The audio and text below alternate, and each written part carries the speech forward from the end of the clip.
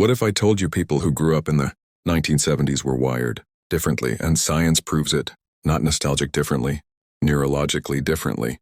If you were a kid in the 70s, your brain formed during a rare moment in human history, a time with almost no supervision, no screens, and real consequences. Total freedom, paired with real responsibility.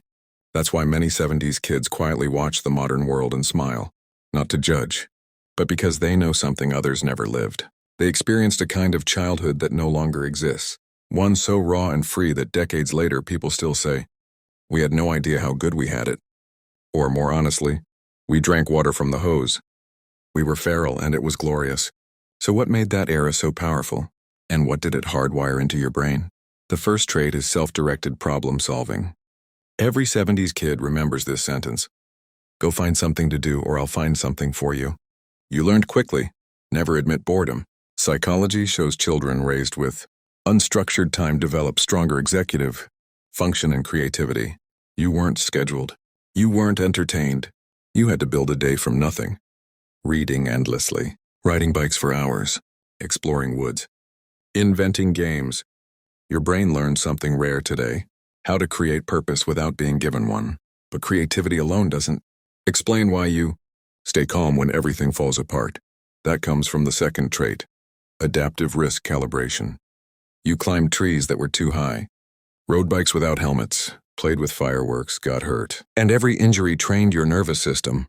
Research shows kids exposed to real physical risk grow into adults with better threat judgment and lower anxiety.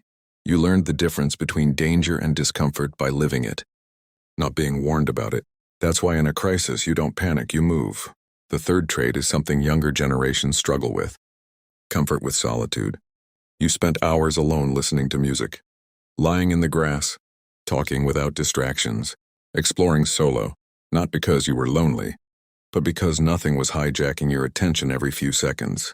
Studies on pre-digital childhoods show these people experience far less anxiety when alone with their thoughts. In modern experiments, many adults would rather take mild, electric shocks than sit quietly for 15 minutes. You learned early boredom isn't a threat. Then comes analog patience. You waited a week for your favorite show. You waited days for photos. You memorized phone numbers and hoped someone was home. Research on delayed gratification links this upbringing to stronger discipline, better relationships, and long-term success.